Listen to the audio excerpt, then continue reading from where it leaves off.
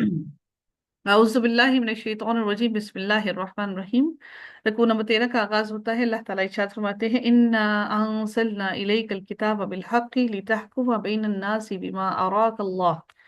अल्लाह ताला इरशाद फरमाते हैं, इस आयत का अगर शान नज़ुल देखें तो तिरमिज़ी और मुस्तदरक हाकिम में सैयदना अब्दुल्लाह बिन अब्बास और सैयदना कतादा बिन नोमान से जो रवायतें हैं उनका उन उन उसमें क्या है कि सैयदना रफ़ा की जिर्रा गुम हो गई। उनके पास जिर्रा थी, वो गुम हो गई। इस चोरी का गुमान हुआ कि तामा बिन उबीरक की तरफ था, कि जिसके बारे में मशहूर था कि वो सहाबा कराम की हुजूम में इशार लिखता है और मशहूर करता है, यानी कि उनके बारे में इशार लिखता है, वो मशहूर करता है और कि ये फलां अरब शायर के हैं।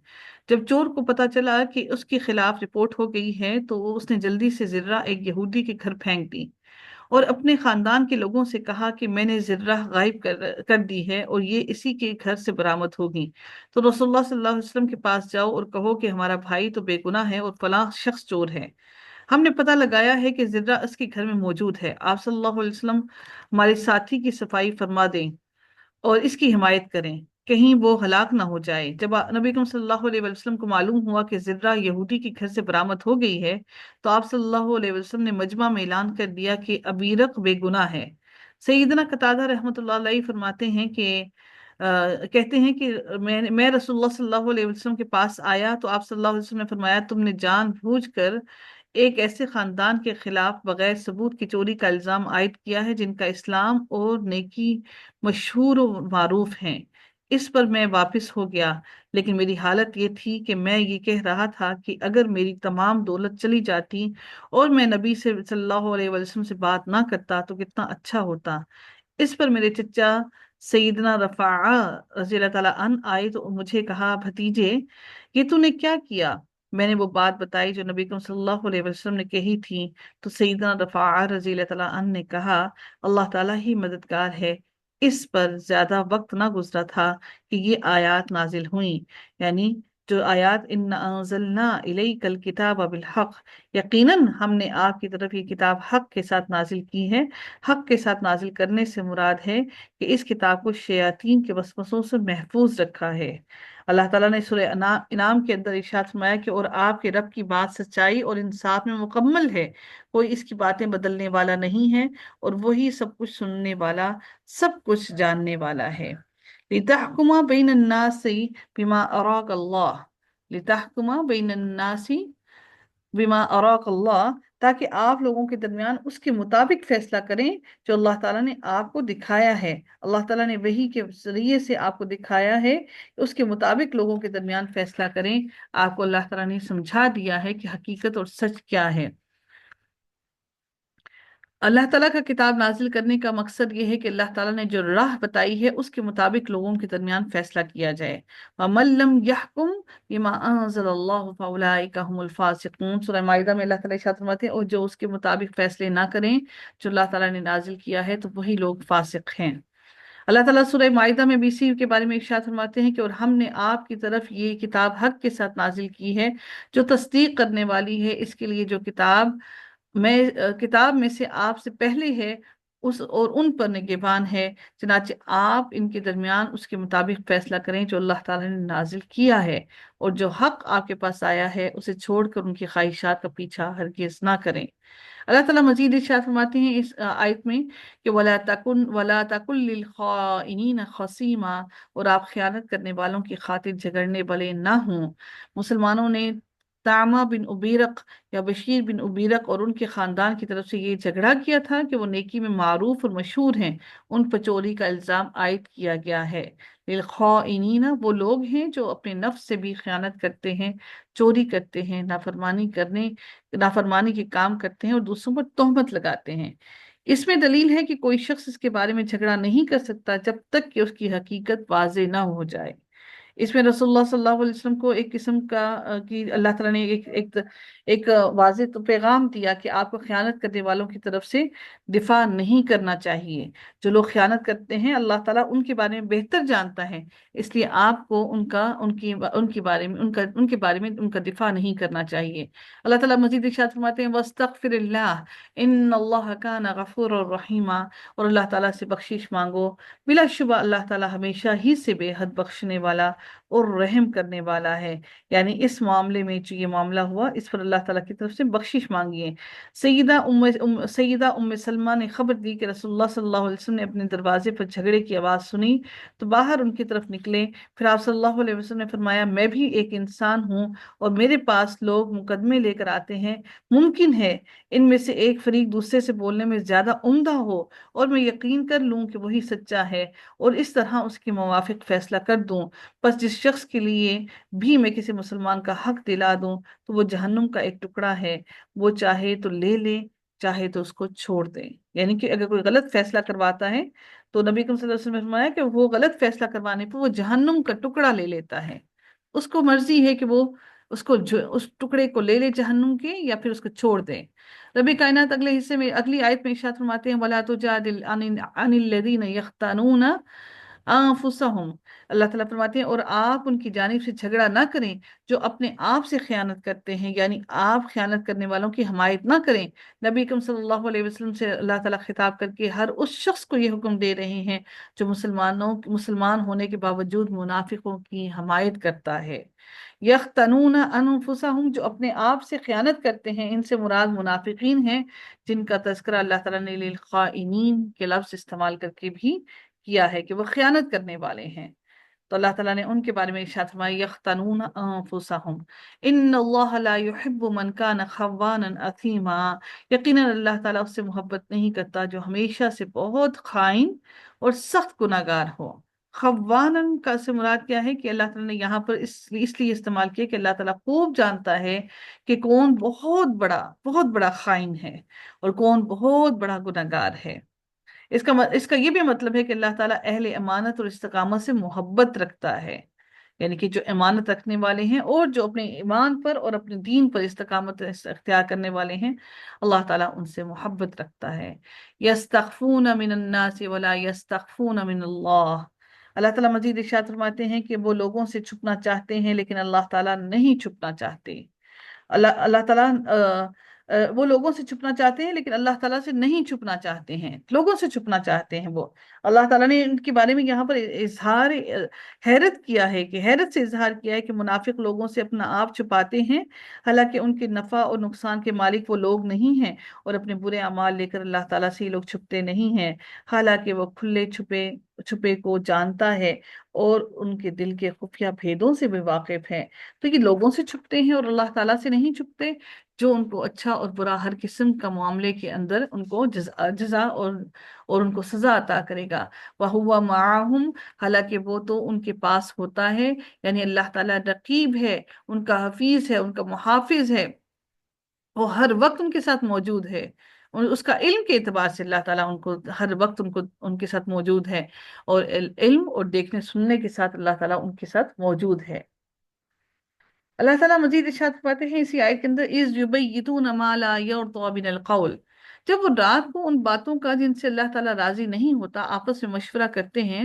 मुनाफिक रात के वक्त इस्लाम और अहले इस्लाम के खिलाफ जो मशवरा करते थे उसके बारे में अल्लाह ताला ने यहाँ पर वही इरशाद फरमाया। और अल्लाह ताला ने सूरह निसा में भी उनके बारे में इरशाद फरमाया कि और वो कहते हैं कि इताअत होगी होगी, फिर जब वो आपके पास से निकलते हैं तो उनमें से एक गिरोह रात को आपकी बात के खिलाफ मशवरा करता है और अल्लाह ताला लिख रहा है जो वो रात को मशवरे करते हैं। तो अल्लाह ताला फरमाते हैं चनाचे आप उनसे मुंह मोड़ लें और अल्लाह ताला पर तवक्कल करें और अल्लाह ताला ही वकील और कारसाज है।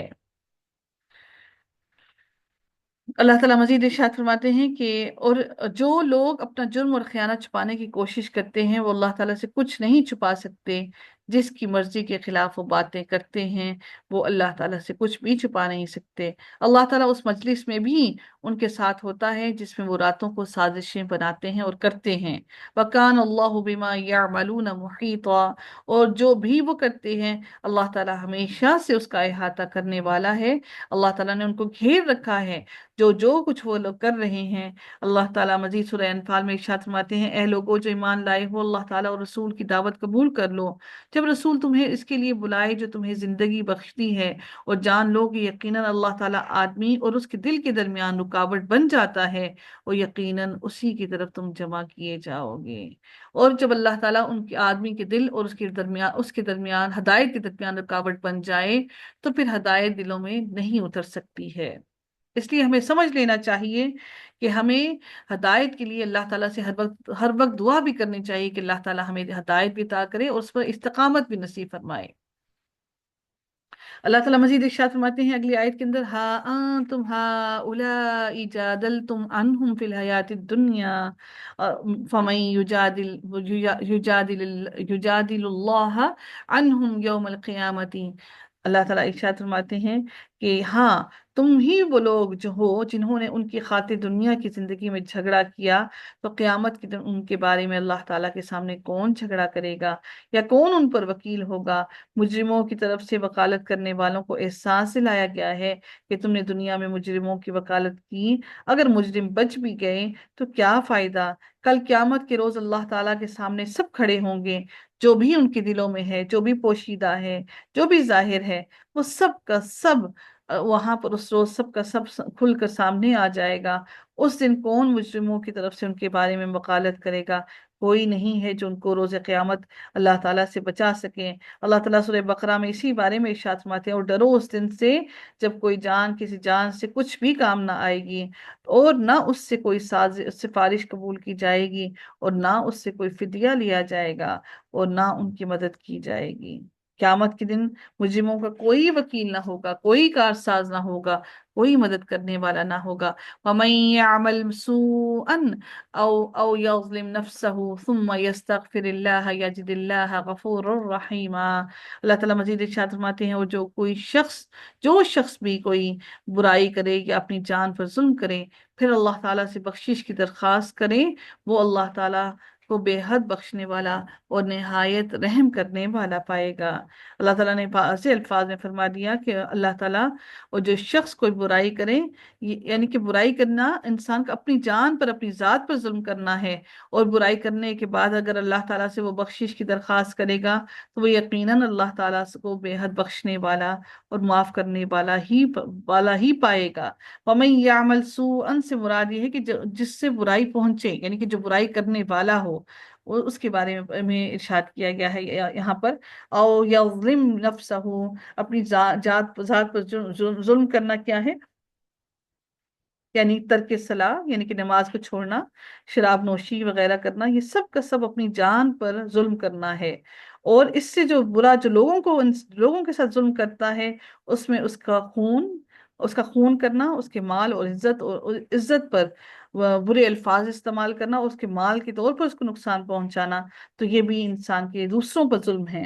تو اللہ تعالیٰ اسی لیے فرماتے ہیں اگر کسی سے کوئی غلطی ہو جائے اور پھر وہ اللہ تعالیٰ کی طرف لوٹے اور وہ اللہ تعالیٰ سے معافی مانگے، تو یجد اللہ غفور الرحیم، وہ اللہ تعالیٰ کو معاف کرنے والا اور بخشنے والا ہی پائے گا۔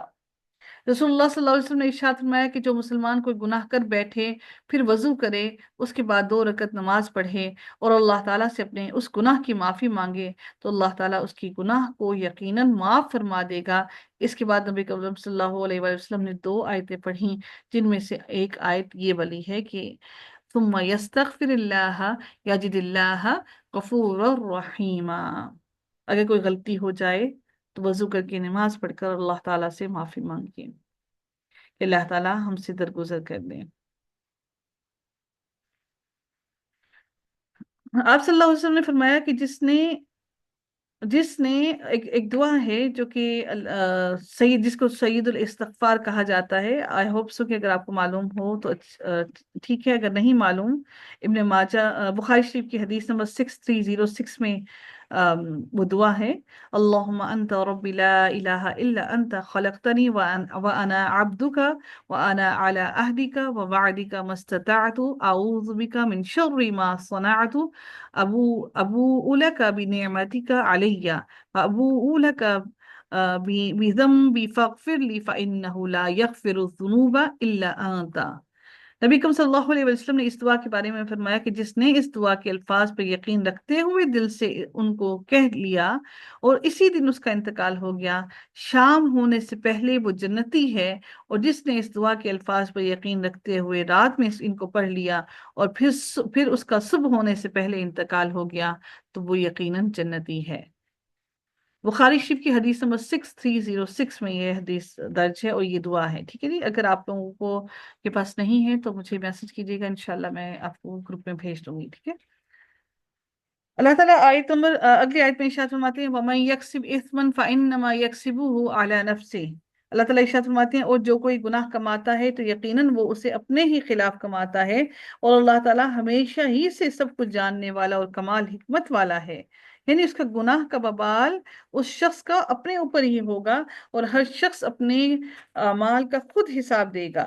یعنی جیسے اللہ تعالیٰ نے فرمایا کہ وَلَا تَكْسِبْ كُلُّ نَفْسٍ إِلَّا عَلَيْهَا وَلَا تَزِرُ وَازِرَةٌ وِزْرَ أُخْرَى، یعنی اور کوئی جان نہیں کماتی گناہ مگر اسی پر ہے وبال، اور کوئی بوجھ اٹھانے والی کسی دوسرے کا بوجھ نہ اٹھائے گی۔ ہر انسان کا وبال، ہر انسان کے گناہ کا بوجھ وہ انسان خود ہی اٹھائے گا، کوئی دوسرا اس کا بوجھ ہرگز نہیں اٹھائے گا۔ وَكَانَ اللَّهُ عَلِيمًا حَكِيمًا، اور اللہ تعالیٰ ہمیشہ ہی سے سب کچھ جاننے والا اور کمال حکمت والا ہے۔ اللہ تعالیٰ نے گناہوں کے بوجھ سے واقف ہونے سے اپنی حکمت اور اپنے علم کا واضح طور پر شعور دلایا ہے ہمیں کہ اللہ تعالیٰ تمہارے گناہوں سے بخوبی واقف ہے۔